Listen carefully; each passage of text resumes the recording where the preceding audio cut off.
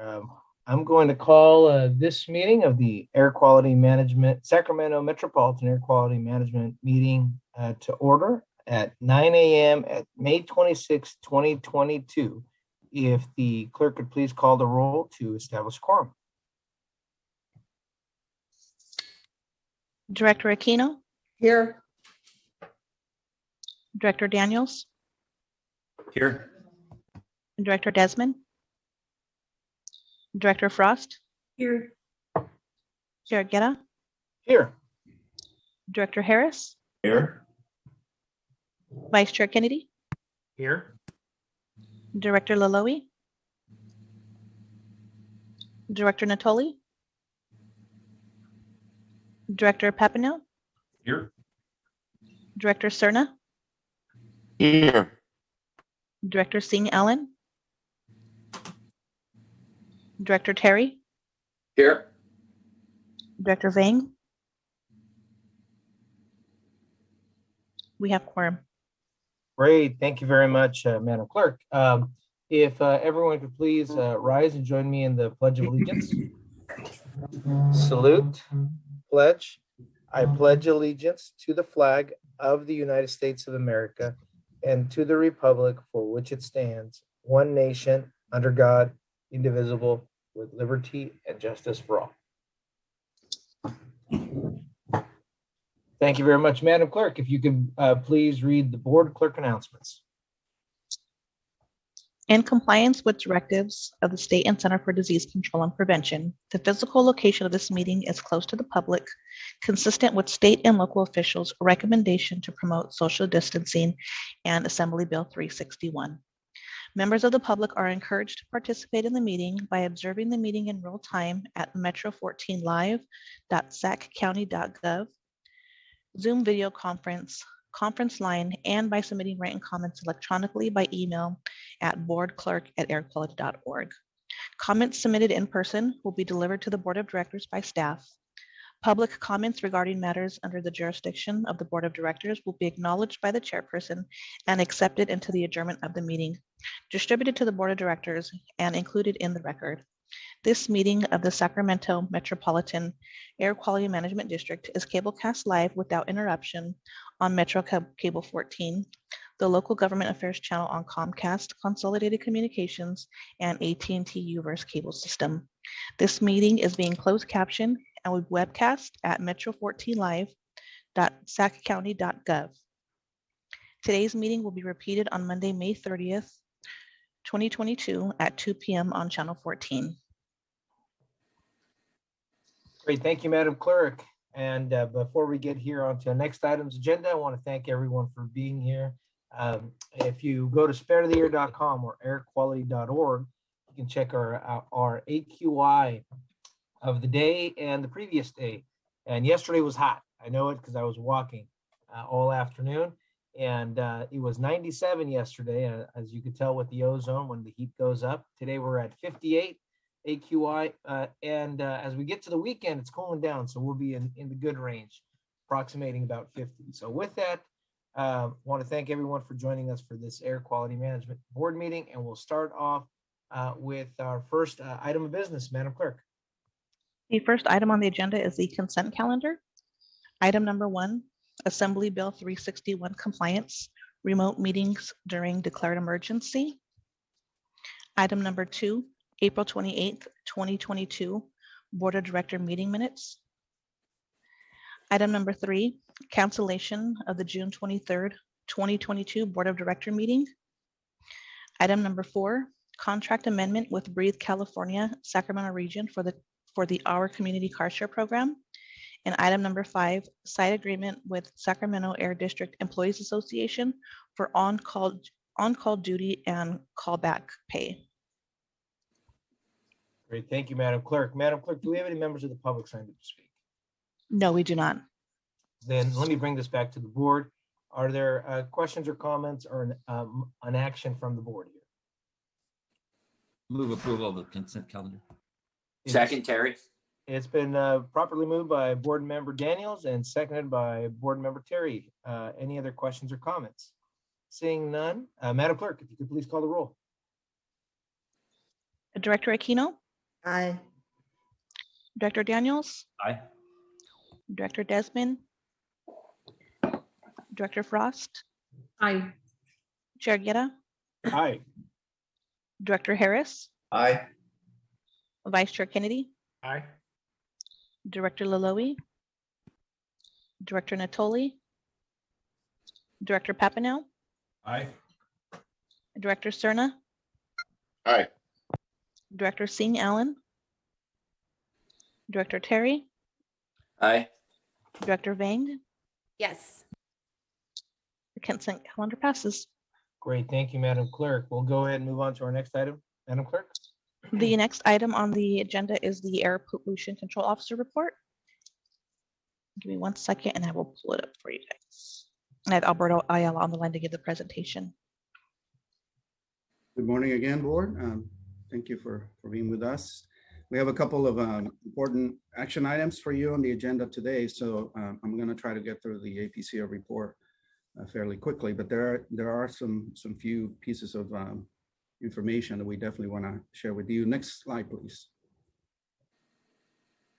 So we're sharing this NASCAR type letter with you because as you can see, it's a large coalition and we are a part of, and what this coalition is doing, led by CALITC, the California Electric Transportation Coalition, longest-standing organization pushing for support for EVs and the infrastructure that is necessary for those EVs. We recently submitted a letter to the governor and the leadership asking for funding to support the infrastructure that is needed to meet the state's no more gas combustion car goals. And I want to share a couple of nuggets of important information for you all, because I know that we all get involved and navigate this space of, going all EVs and what sort of infrastructure we need. The coalition did a pretty useful analysis. And what they came up with is over the next 10 years, we need $20 billion in state investment to reach our full electrification goals. And these are useful numbers because we often get asked the question, I know you do, you probably wonder, how much is it needed and over how long a period of time. So I wanted to share these numbers with you because I think it's pretty useful just to put things in perspective. So again, the analysis that the coalition conducted for this letter suggests that over the next 10 years, we need a total of $20 billion in investment for infrastructure, give and take, obviously. The next piece of information is of the $20 billion, you have $5 billion in public investment, and the rest is going to be private capital. This is important because, again, this points to the very significant investment from the private enterprise that is already happening. And when we think about what we see at places like the California Mobility Center and all those companies that are ready to go, this is where that money is coming from the private investors, the innovators that are ready to take advantage of this growing green technology. So anyways, I wanted to share those a couple of bits of information with you, because I know this is often a question that people like us get asked by folks like you. So next slide, please. So now we're going to get into a bit of the weeds of the National Ambient Air Quality Standards. And the reason we're bringing this item to you is because this is something that we need you to be aware of. As you know, the name of the game for air agencies across the state and the nation is we have to meet the National Ambient Air Quality Standards. These are set by the federal government, specifically EPA. The standards cover the pollutants that are shown in my graphic here. There is namely for us, particulate matter and ozone pollution, the one that is of greatest concern. That is not necessarily the case across the country, but for us, those are the things that we really keep a close eye on. When a region like Sacramento is in non-attainment of these federal standards, we get a label, and these are called the designations. And the designations really are indicators of just how far a region is from meeting these standards. Once we get designated, then the clock starts ticking, and that pushes us to develop these air quality management plan or state implementation plans that you'll hear us talk about often. And then the cycle repeats because every 5 years, per the Federal Clean Air Act, more or less, every 5 years, EPA is supposed to revisit the national ambient air quality standards to make sure that they are still reflective of the best science and the most protective levels for public health. Okay, so the reason I'm bringing this discussion is because our region is about to be designated as severe non-attainment. So next slide, please. Now, when I talk about the region, when it comes to air quality planning, I want to remind you that we are a 5 air district region, the so-called Sacramento Federal Non-Attainment Area. And this is something that we pay close attention to because it makes us work very closely with our partners around the region. And you can see the 4 air districts that we work with: Placer, Yolo Solano, El Dorado, and Feather River up in Yuba County. So our region is in the process of getting designated with our full support. We are fully behind this as a severe non-attainment. Now, what does that mean? That means we have until 2032 to reach attainment. And the plan that we're going to bring you later this year, probably towards the fall, we're going to be running late. We're not going to make the deadline, but it's an issue of resources and timing. But the plan we're going to bring you later this year is going to be essentially the playbook for how we are going to reach the ambient air quality standards, specifically for ozone, which is our biggest pollution headache, by 2032. So again, the reason I'm bringing this item to you is I want you to be aware there may be some press coverage. You may hear about this. It's not controversial. This is pretty much standard process for EPA to designate the regions. And again, we are going to be put on, the label on us is going to be severe non-attainment, which again, is fine. It's just the clock that starts ticking. And again, 2032 is what we need to keep in mind. Next slide. Obviously, if you have any questions on any of this, we'll pause at the end and please ask. The next one is speaking of attainment and air quality and pollution. Per your direction, last time we talked about the Sacramento Bee coverage in response to the American Lung Association report. We did work with our 5 air districts, the ones in the non-attainment area. We issue a press advisory, a press statement that, to my surprise, got a lot of play, and in a good way, because I think we were able to successfully make our point that the American Lung Association report and some of the media reporting around it really wasn't a balanced reporting in terms of where the whole region is. And again, I want to thank you for your support, for your direction. The statement is posted. The clerk sent you a link with it. And what I want to acknowledge is at this point, our communications office.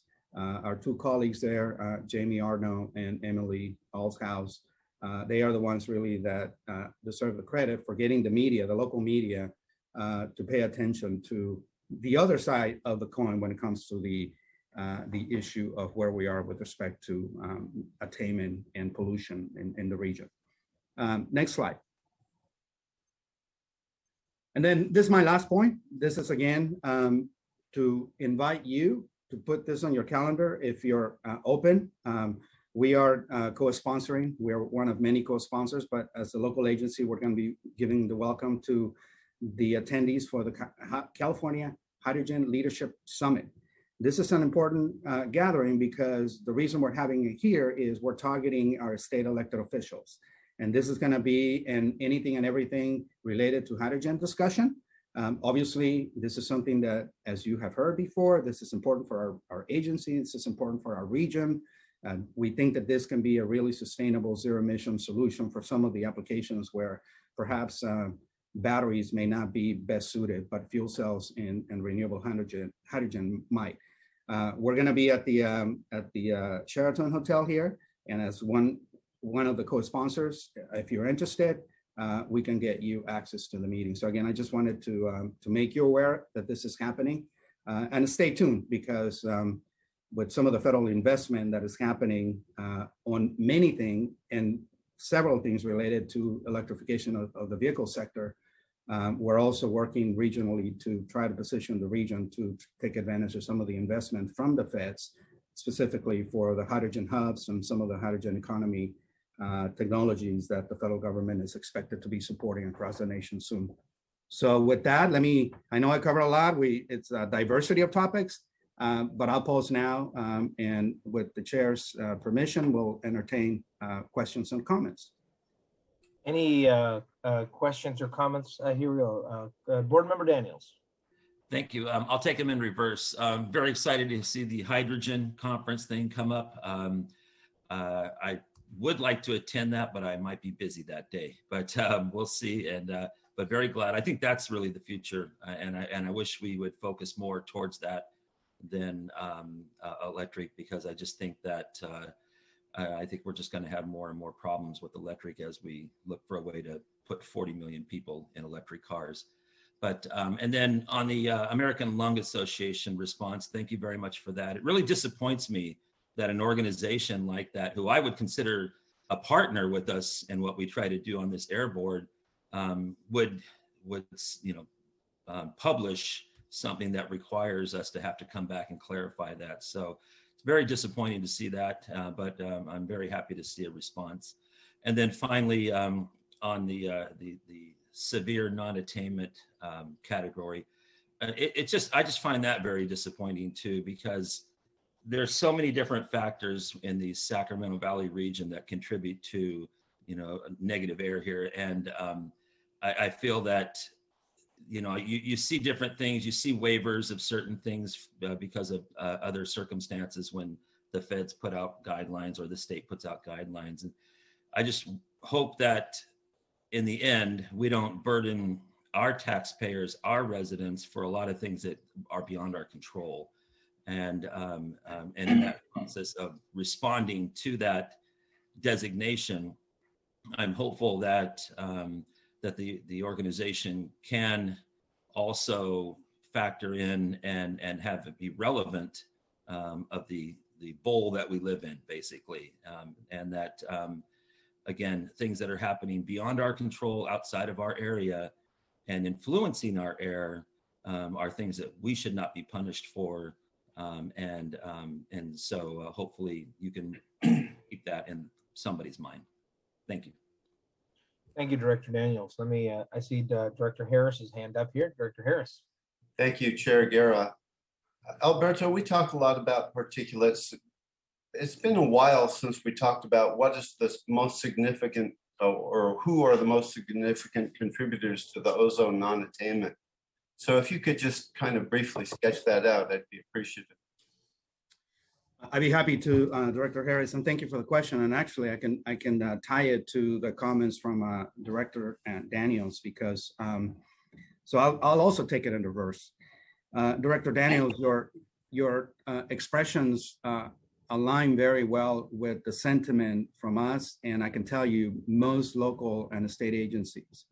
And where I'm getting with this is we are pushing with your help. And again, we joined the 155 other air agencies across the nation. We need to push the federal government to also control the sources of pollution for which we don't have the authority. And this is getting to the question for Director Harris. When it comes to ozone pollution, transportation sector is going to be the biggest source, because the transportation sector, the tailpipes of our vehicles and equipment, are the ones that are going to contribute the precursors that form the ozone, which we are so far in non-attainment of the standards. So from that respect, it's a two-way process where we do have to go per the federal government through this planning process. Let me remind you that the reason we need an approved plan is not only because it's important for public health, but also for the region to be eligible for federal transportation dollars. Our friends at SACOG need our approved SIP for that. So there's a double layer of necessity here. But to your point, Director Harris, is essentially a fossil fuel combustion. I mean, if you think of anything that you put into an engine and you're going to get something useful out of it, and it's going to be reliant on fossil fuel combustion, that's going to be the headache that we're going to have to deal with. And the last point I'll make about Director Daniels' point is I get your point, and the frustration is shared, but it's going to get tougher. And the reason for that is because the same EPA is at the moment thinking of lowering these ambient air quality standards that we all need to meet. And it's not a done deal. We're going to bring you back that information, but I just want to make sure that I manage your expectations, because this is certainly not going to be the last time that you hear us talk about these issues. So thank you for the questions. Yeah, and I just wanted to make a comment here for our directors. Yesterday at Regional SAN, we took, I think, what was a very significant decision after a lengthy discussion.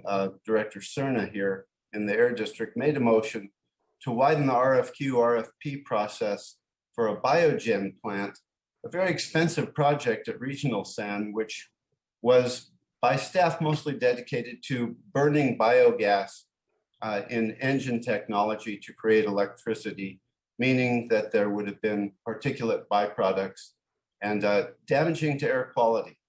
The discussion was about including the possibility of using fuel cell technology in a tri-generation mode to create green hydrogen and lower the emissions to virtually zero. A really robust discussion. Eventually, the Regional SAN Board directed staff through Mr. Cerna's motion to open up the possibility to allow fuel cell providers to be able to bid on the project. I think this is really significant change in thought mode. You know, we have older technologies, basically human beings burn everything, right?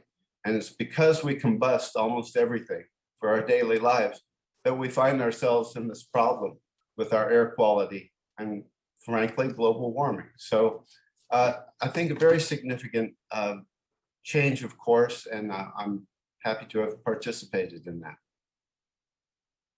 Thank you, Chair. Thank you, Board Member Harris. Board Member Aquino. So just kind of a basic question for Dr. Ayala. I understand the severe non-attainment designation, but do we have a designation now, and are we being downgraded? Yes, there's an existing designation that goes with every standard. And right now, the reason we're bringing this to you is we're bringing the designation from serious to severe. Okay. Things are getting worse. So we are in farther away from where we need to be meeting the standards. Now, let me give you some comfort level. This is more a technicality. Obviously, the air pollution doesn't change with a label, but it's a technicality because it matters when we have to submit our air quality plan. So the deadline would impact us. And to Director Harris's point, I mean, it is, I cannot overemphasize to you how important it is for us to have a plan that is approvable, because if we don't, or if it's deficient in some way, it is going to trigger a number of issues, including potentially additional fees on the very businesses that Director Daniels is speaking concern about. And we share the concern. At the same time, the rules are the rules. And you all know it's unlikely we're going to see any changes to the Federal Clean Air Act. So I'm just trying to bring you as balanced a discussion of some very important issues as I can, but I do want to make sure that you are fully have a good grasp of the implications of what we're talking about. But again, the label is going to be severe. Obviously, we're not the San Joaquin Valley that is extreme. We're not going to go there. We thankfully don't need to go there. But again, it does trigger this 2032 deadline. That's the key. Okay, thank you. Thank you, Board Member Aquino. Board Member Laloy. Thank you very much, Mr. Chair. Dr. Ayala, I have a question. With all this work and commitment that obviously your office is committed to, and we are definitely supportive, is your office in communication with the different cities? And obviously, as you know, our governor has kind of ordered this dense building and kind of filling up every inch of our city. So is your office in communication with the planning department, right? Or, you know, kind of consulting them as if there is an area that has the worst air quality in the city, is that and they're approving 300, 400 units to go within this very specific community. Is there a direct communication between you and the planning department, and are they asking for your office's comments and feedbacks about these projects?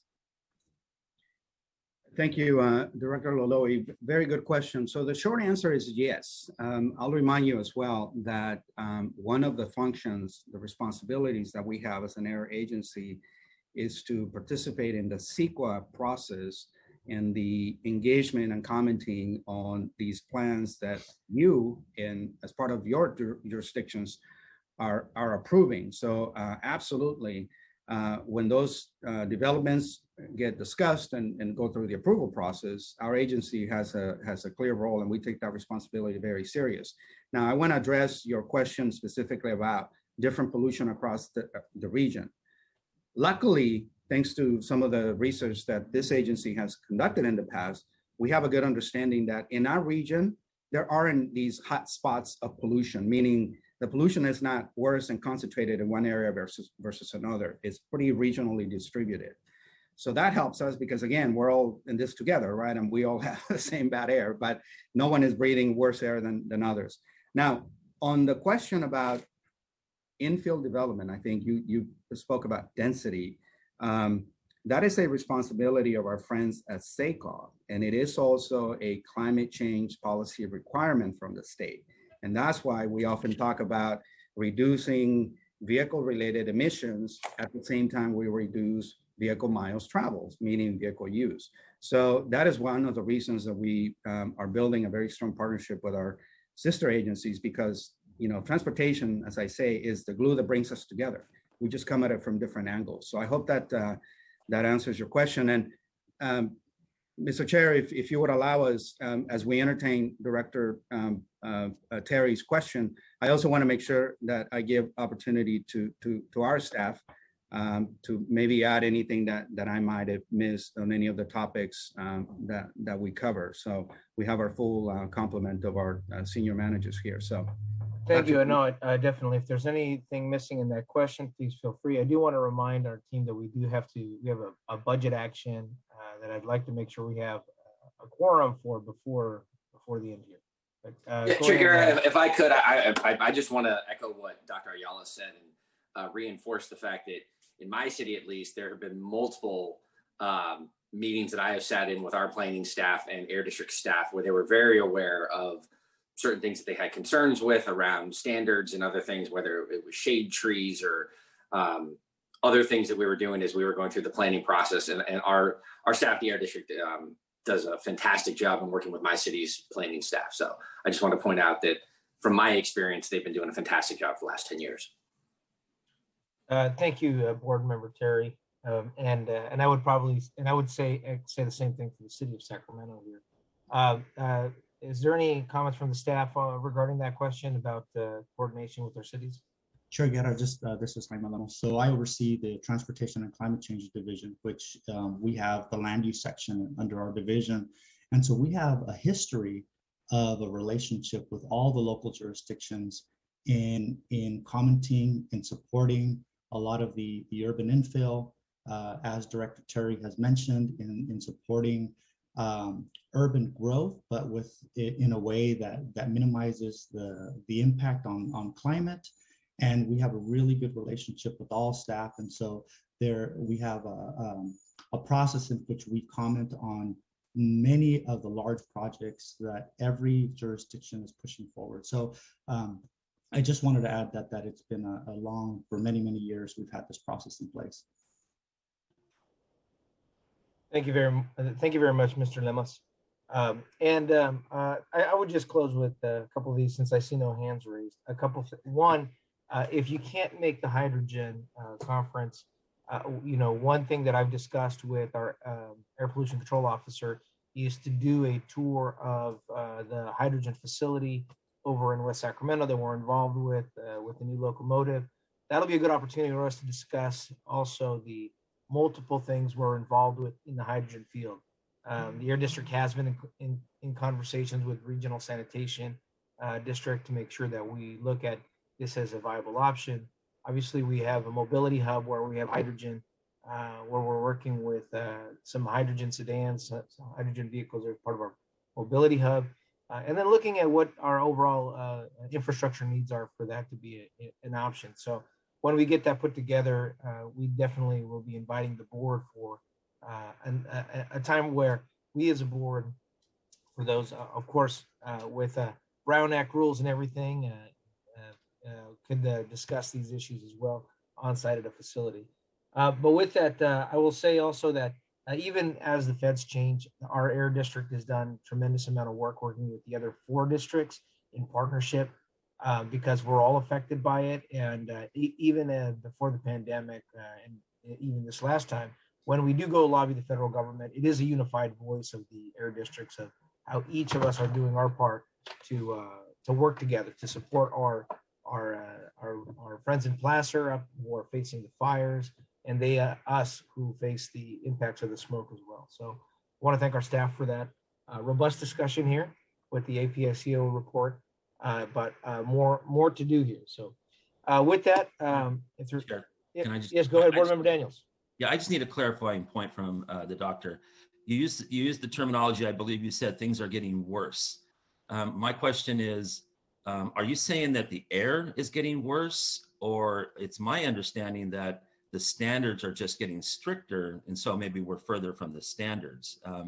And I'm reminded, and maybe I'm confusing this, but I thought it was under the Obama administration that standards changed, and now we're further away from that standard. So am I confusing those things? Or is the air, are you saying that the air is getting worse? No, I'm sorry. A poor choice of words, Director Daniels. The standards are going to get more stringent. And my reference to the 5-year cycle is irrespective of who's in the White House, the Federal Clean Air Act requires EPA to every year, every 5 years or so, take a look at the existing approved national ambient air quality standards. And if you follow the history over the 50 years of the Clean Air Act, it's happened often that those standards get more and more stringent. And my reference to getting worse is our job is going to get more difficult, because here we are contemplating the current standards, and we're already hearing from EPA that they may be imposing more stringent standards. I want to be fair to EPA. The reason they're doing that is because the health science is suggesting that we need lower standards. So we also understand that. So hopefully that clarifies it. Absolutely. Thank you very much. Thank you very much. Good clarifying question, Board Member Daniels. Appreciate that. Okay, Madam Clerk. The next item on the calendar is the discussion calendar. Item number 6, investing millions in the regional transition to green technology. And I have Rafe Porter and Christian down here on the line to give a presentation. Good morning, Board. Rafe Porter. I'm the Program Manager of the Transportation and Climate Change Division here at the Air District. And I'm actually going to kick it straight over to Christian. He's going to provide the presentation and I'll wrap it up. Well, good morning, Board.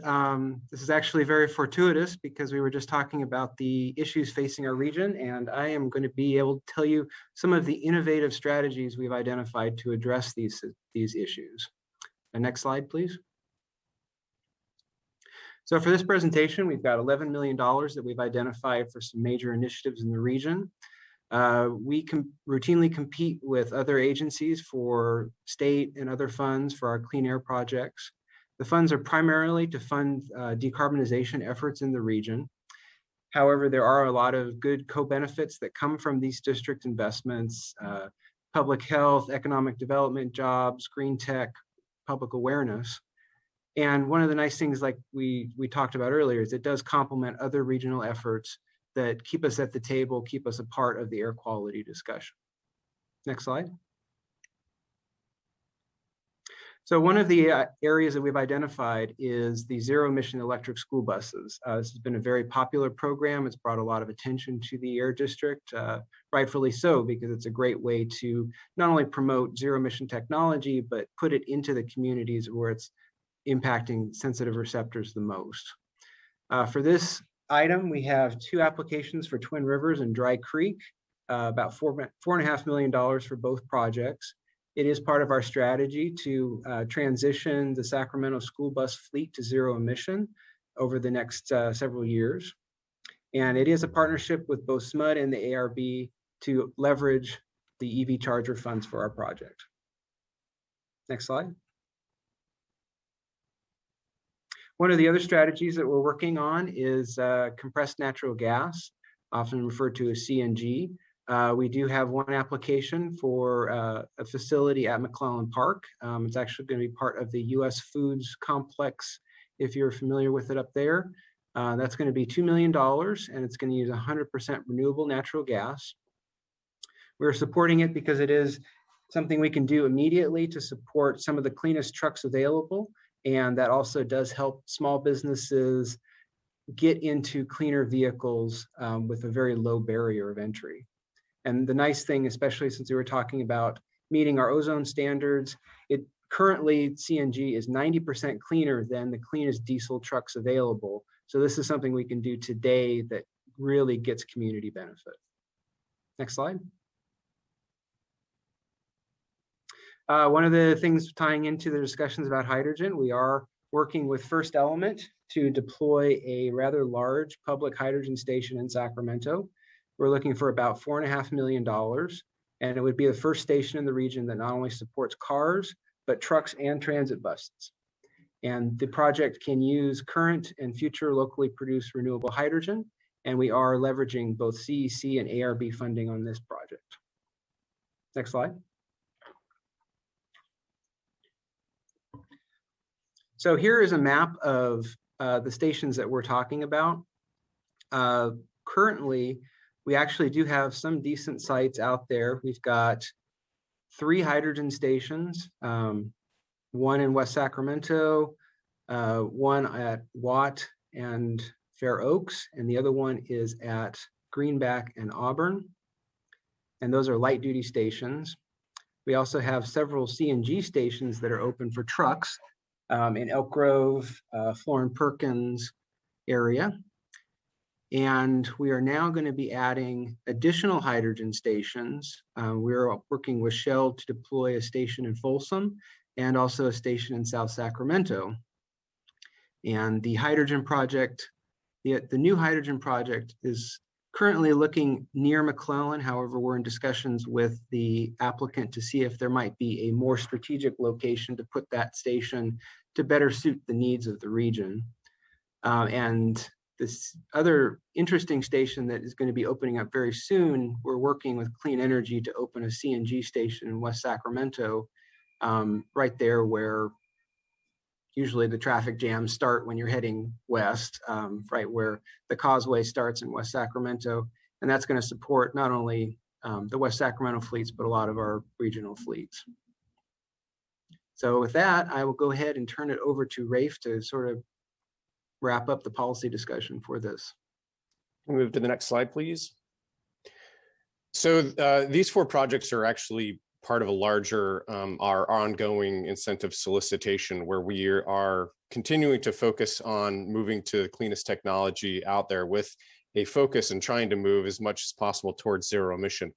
But Christian did a great job of outlining that it's not always zero emission that we're moving to, and CNG is a great alternative. It does have considerably less tailpipe emissions than a lot of the technology out there, and it is readily available. One of the issues that we've seen with some of the zero emission technology is it can be a little bit slower to actually get on the road. We do want to continue to support it, and we will continue to support it both from the vehicle and the infrastructure side.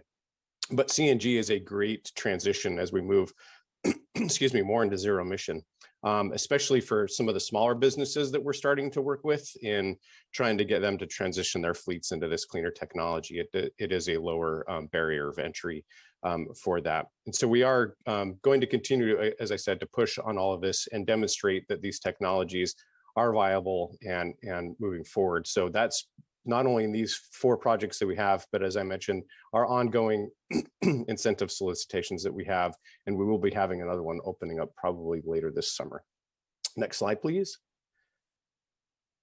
So this item is actually looking for action. So that's to authorize the APCO to enter into agreements using the low emission vehicle incentive program.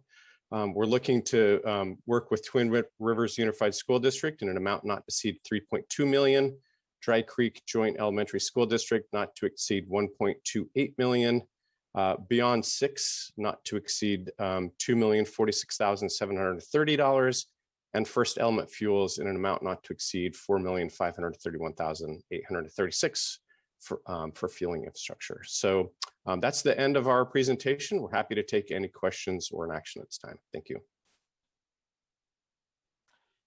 Very good. Let me first, thank the staff for all this work. I appreciate, at least, from an engineer standpoint, that we not focus on one technology, that we not be technology specific and allow us to figure out how we can best achieve our goal. How do we ensure that we're looking at the maximum opportunity?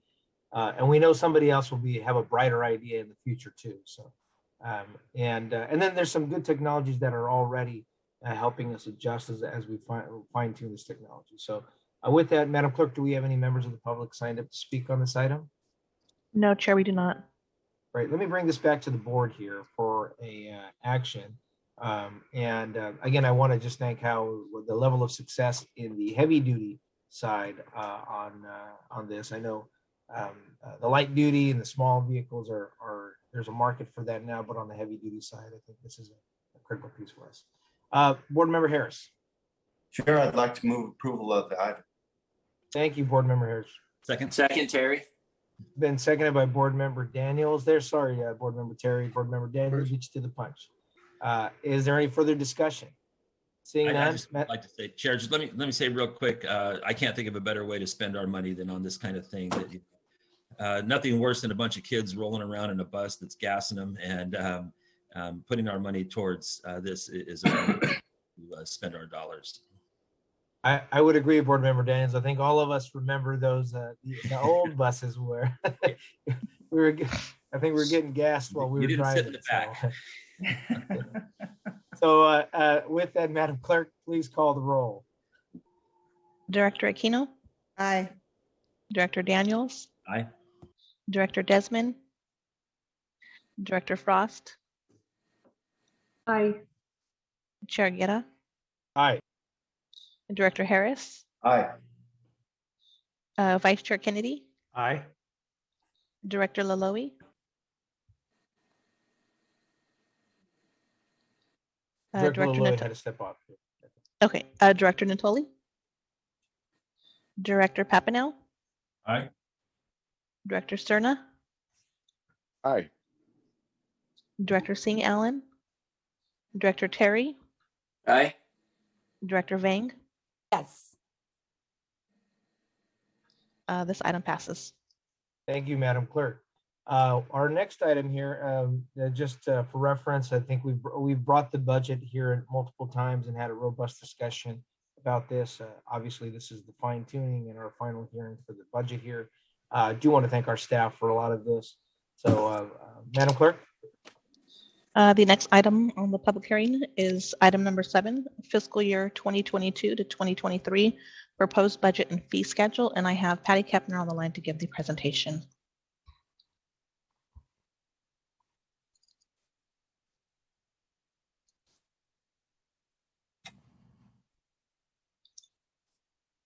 Okay, good morning, Chair Guerra and board members.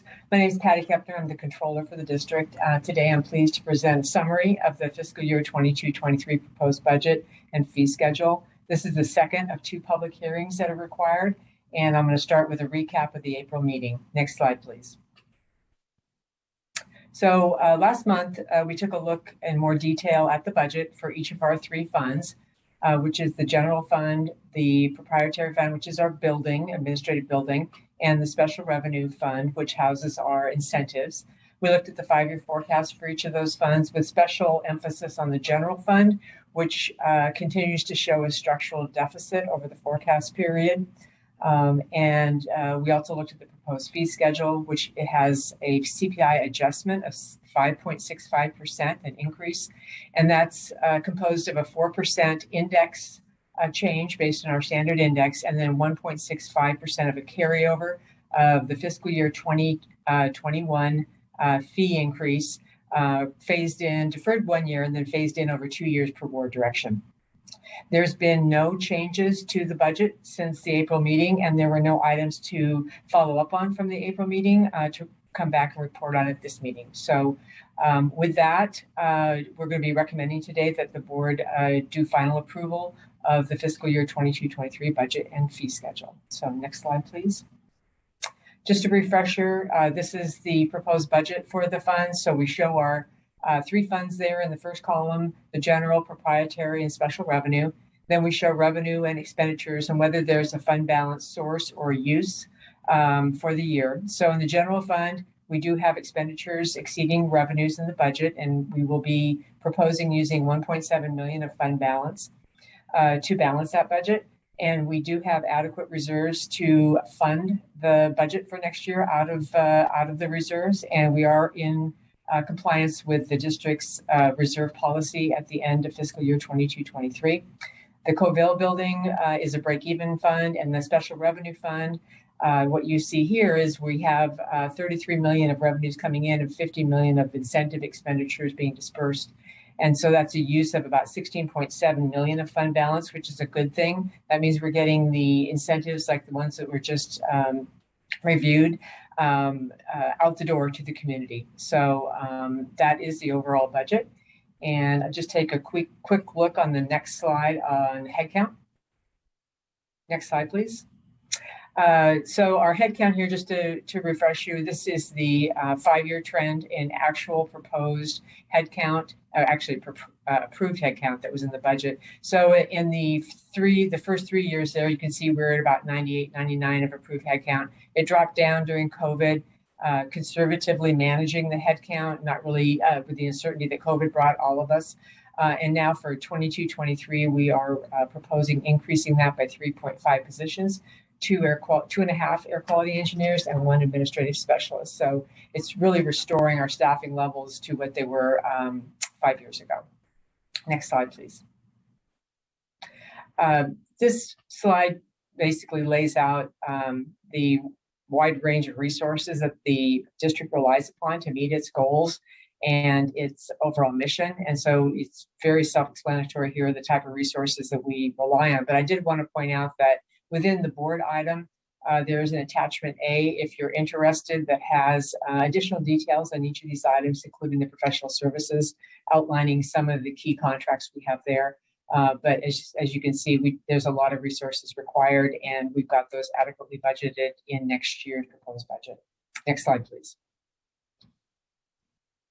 So the summary here is our general fund for next year is balanced, and we're doing that with accumulated reserves still being within our reserve policy.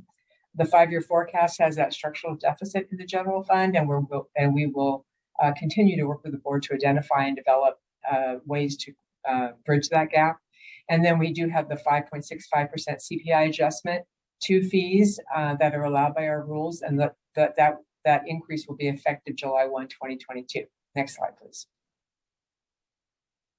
So with that, the recommendations are to open and close the public hearing on the 22-23 proposed budget and fee schedule, and then to adopt a resolution approving the fiscal year 22-23 district budget and the fee schedule with the 5.65% CPI adjustment.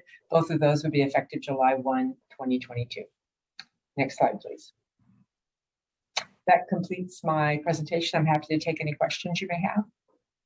Thank you, Patty. Appreciate that, and again, appreciate the staff's work over the last few years to manage our budget, even given the fact that we don't get the same recovery cost numbers from the state for the programs on the pass-throughs, and being able to manage that, I think, is clear. So with that, Madam Clerk, do we have any members of the public signed up to speak? No, Chair, we do not. Great. Let me bring this back to the board. Are there questions from the board? If not, I'll take an action. So moved, Terry. Been moved by Board Member Terry. Is there a second? Second, Frost. It's been seconded by Board Member Frost. Is there any further discussion? Seeing none, Madam Clerk, if you could please call the roll. Director Aquino, Aye. Director Daniels, Aye. Director Desmond, Director Frost, Aye. Chair Guerra, Sorry. Aye. Director Harris, Aye. Vice Chair Kennedy, Aye.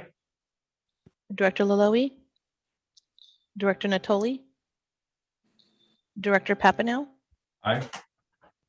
Director Cerna, Aye. Director Singh Allen, Director Terry, Aye. Director Vang. Yes. This item passes as well. Thank you, Madam Clerk. Board members, that's the balance of our agenda. Madam Clerk, public comment? Not at this time, Chair. No members of the public signed up to speak on items not on the agenda. Board member ideas, comments, and AB 1234 reports. Board member Harris. Yeah, Chair, based on our budgets of the last few years, I'm wondering, Dr. Ayala, do you plan to bring something back to this board to talk about increasing revenues for the district? It seems to me a good time to revitalize that discussion. Yes, Director Harris, absolutely. I think that's what Patty was alluding to, that at some point in time, once we fully come out of the pandemic and understand the trends and some of the legislation that is working its way through, we will most definitely bring back the conversation with the board. It's necessary. I mean, there's the chair already alluded to. The state is giving us mandates that are not fully funded. We're getting new things to do from the federal government and they're not fully funded. So something's got to give. So I appreciate the teeing up the question, Director Harris. Absolutely. Thank you. Thank you very much, Board Member Harris. With that, I just want to thank again everyone. The summer is always a tough time because of the heat. Ozone levels go up higher. It becomes much more difficult with folks who have issues with respiratory challenges and just the impact on our kids and lung development. So I do want to thank everyone. This is one of our public health agencies, and thank you all for your commitment today. And that concludes our work for the day. So we're done before 10 o'clock. Everybody, thank you for being judicious with the time. And Madam Clerk, with that, we are adjourned at 9:52 a.m. Thank you. We'll see you all in July. Thanks, everybody. Thank you. Thanks, everybody.